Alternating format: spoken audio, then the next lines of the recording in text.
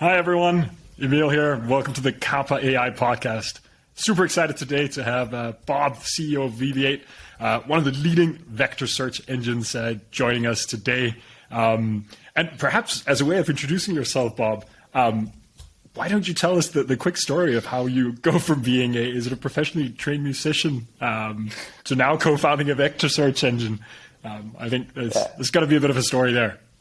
Yeah, there is a story there indeed. So I have this anecdote that I always tell. So I'm born in the year 1985. So that meant that when in the Netherlands. So by the time we had the internet at home, I was like, we got that around. I was 13, 14 years old. So that is when I started to work, just do stuff online and create stuff and. Created all these web pages, of which I'm very happy that they are, that they don't exist anymore. I also remember the time that I started to make websites and those kind of things. Funny search anecdote, actually. I think I was like maybe 12 or 13, and I made a website and I wanted to have search. So I had like the input box on the website, and bear in mind, I was like 12 or something, right? So I add the input box to the website. So I typed something in that box, I hit enter, and it didn't do anything. It's like, why doesn't it work? So that is kind of how I started to learn, like, oh, wait a second, something actually needs to happen on the server side as well. And it was all very, very, very primitive back then. But just a few years later, I had a job, and this is the anecdote I always tell, is that I had a job sorting like toothbrushes and those kind of things that had like names on them. So then, for example, there was like a toothbrush that said like Emil, and I was like this warehouse, and I had to find like the E of Emil, and I had to, leave the toothbrush there. And they were selling these things at gas stations. So it was just a job that you're having, you're like 15, and next to, going to high school. And at some point, this guy says like, hey, there's this new thing, the internet. I think we can sell this online, but I don't know how to have a website. And I was like, I can build you a website. So I just had enough knowledge, right? So this like this old website, like with tables and then the photos in there, and then people could just fill in a form, that kind of stuff. And then the guy said, okay, sure. He said, like, so how much money do you want to make? And so I went to my dad and I told my dad, I said, like, I don't know. The guy asked me how much money I want to make. There was just the year, there's like 2000, we had back in Europe, we just got the euro. So my dad said like, just ask for 500 euros. I was like, what? 500 euros? So I asked the guy 500 euros and the guy was like, okay, that works for me. So then every day when I came into, after school, when I came into the office, then when my friends had to go right into the warehouse, I had to go left. And it was like this desktop computer. So then I registered. Then that was like the first time I registered for a company. So now fast forward like a few more years. Like, so this was just what I was doing on the side just to make money, right? And I really enjoyed that. I was not thinking about like, I was just not thinking about the professional career per se and in software. But I still today, I like art very much. So when it was time to study, I got the opportunity to study music. And while I was studying, I made software for a living. And at some point, I even got a grant to study in the US. So there was like a school in Boston called Berkeley. With double E, not EY, but double E.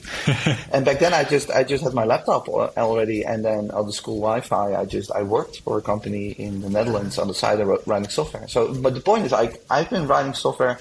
I'm now 37, so that's like 22 years of in my role now that gets a little bit less, and it can absolutely not be compared to what the core team at the company is working on. But the thing is, being involved with software for such a long time, and then halfway to my 20s, I became very interested also in the business side of software. I was like, why do people actually buy this stuff, right? So that's the background story. No, thanks a ton for sharing.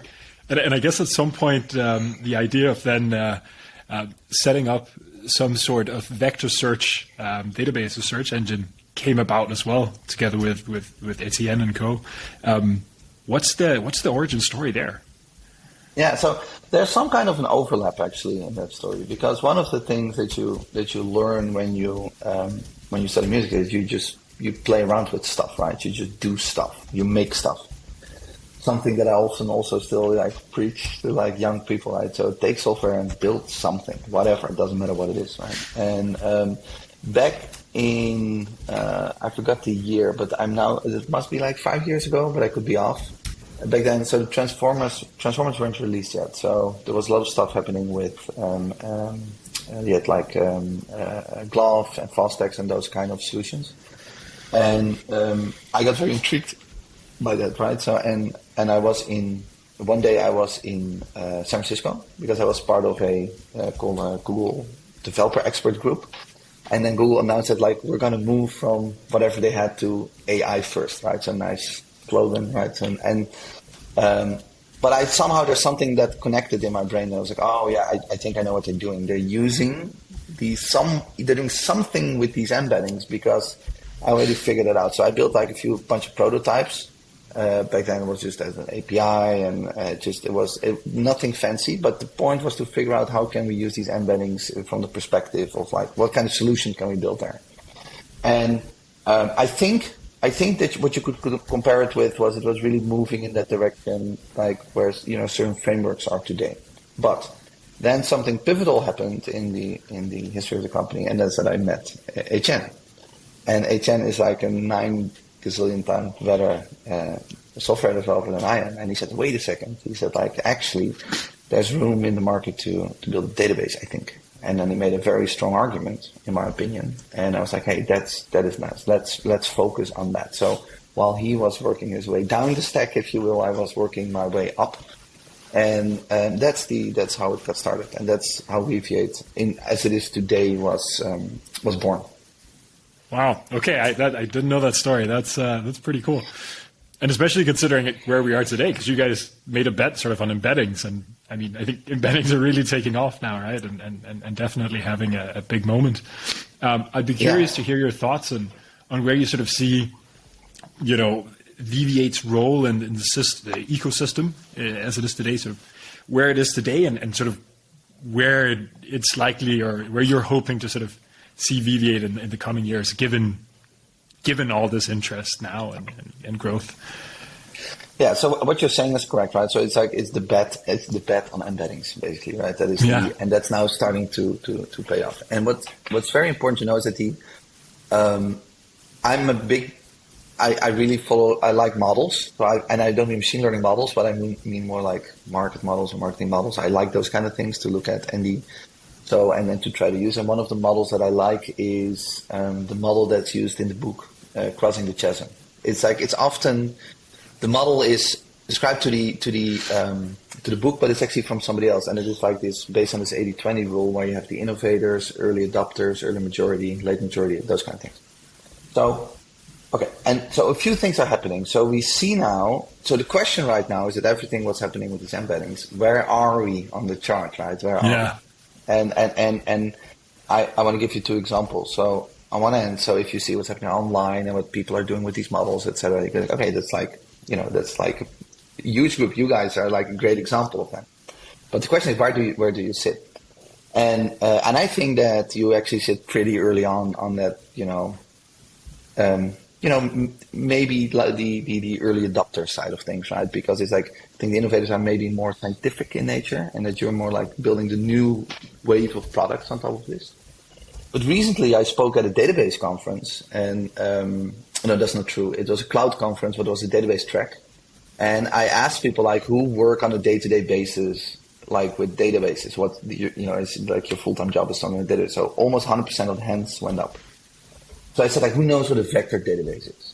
And I think there was like 4 hands or something stayed up. So that means that is good in my book. So that means that there's still a lot of evangelizing to do and learning people what they can do with these kind of solutions. Now, this is a very long preamble to answer your question. And your question is because the thing that I want to figure out is like, what do people actually want? Right? What do they need? And that is based on looking on those groups, right? What are these early adopters doing? What are they saying? What is the community giving back? What are customers giving back? What are small companies doing? What are larger companies doing with Weaviate, et cetera, et cetera? And I came to the conclusion that I think that when it comes to retrieving data, and especially from a server perspective, that needs to happen under one roof, right? So rather than saying, well, we have and one engine. I wanted to say engine X, but that could be confusing. Some engine over here, some engine over there, and then some retrieval engine. I think we need to do that on our own roof, so that you throw your document at Weaviate, and that it just takes care of that for you. So you can bring your own embeddings, but we also have that modular ecosystem that helps you. And I believe that while that group is growing, that more and more people just want to have a stable solution that solves all of that for them, right? And our focus with Weaviate is on scalability, speed, and UX, and those three things. Those, they certain architectural decisions that Etienne and team are making are based on those three core pillars. Okay. No, thanks a ton for that answer. And I mean, I can only say now, a little bit from a user perspective here of Weaviate, that I think you're hitting the nail on its head across the board here. That's also now myself and my co-founder, one of the reasons we're building on top of Weaviate is because of providing that. It's been a super development experience so far. And I mean, maybe. Well, thank you. No, of course, and sort of bridging on top of that, you mentioned it when describing sort of the crossing the chasm curve here as well. But now that there is more focus on embeddings and so on, and you sort of sit right in the middle, I'd love to hear what some of the more interesting use cases are you're seeing. Perhaps a little bit less at the infra layer, but at the application layer.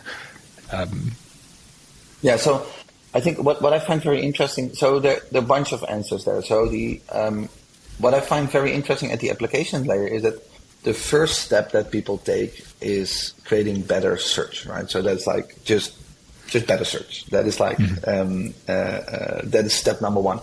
That's of course very exciting, and it's great to see if people make those kind of decisions. But what gets a little bit more exciting for me is that you say, hey, wait a second, that combination of APIs basically that are coming out of Weaviate that allows us to build new recommendation systems or completely new search or even input systems, those kind of things. And what I'm very intrigued about is, so we released this generative search module, and what we've always been doing is that if you look at the database that sits here, and then like a user query comes in, and then what was interesting, of course, that you could do with vector search is you can take care of the vectorization on query time. That's what Weaviate does. So we decided to make that part of the database. So the very first example that I always gave, just to make the point for people to understand, I had like this little data set with like news publications, and then somebody typed in magazine for fashion and then returned the data object in Vogue, right? So that was for a lot of people, that was the eye opener. But now with generative search, we're also doing that on the output side. So what you're starting to see is that people say, for example, show me all, if you have a data set with news articles, that people say, okay, show me all articles about Italian cuisine, but represent them as a Facebook ad. And then what we see now in that next generation is that people are saying, okay, I have, for example, a data set about that can be, hotel listings, for example. So we say, okay, people gave me a description or I have reviews about the hotel, but I'm missing certain properties. So they load that into Weaviate, then use the generative search module to figure out like what's missing, and they create a feedback loop. So for example, if you have a setting for a hotel room that says how many beds are in the room, but if somebody at the hotel didn't specify that, then if somebody leaves a review that says like, oh, luckily there were 2 beds because blah, blah, blah, then the generative model say, oh, there are 2 beds. And then you feedback loop that back into the database. And those kind of things I'm very excited about to see what people are building. And last but not least, this is all, the majority of use cases are still text-based. And I think we're going to see a lot of changes there as well, because when we get like with images and multimodal models and those kind of things. Yeah, no, I definitely agree with you that we're still very much in the early innings here. Yes. Super cool. I mean, on that note, I also want to keep episodes here brief and short, if you will. Any topics you think we should have squeezed in here, Bob, we didn't quite get to yet? Nothing that I can think of, other than I would highly recommend people to also look at what you guys are building, because the application layer, what you're doing is, of course, also inspiring new people to build new stuff. So that's always a win-win. And it's like, I hope that people, regardless if they find us about us or about you, these are great opportunities for people to learn and to experiment and build new stuff, because that's in the end what it's about, right? That we are creative and that we build new stuff with these new tools at hand. So That's what I would add. I think that's a great one to end on. A rising tide lifts all boats. Exactly. I often use that saying. I use it often. So I 100% agree. Yeah. Perfect. Well, on that note, then let's sign off here.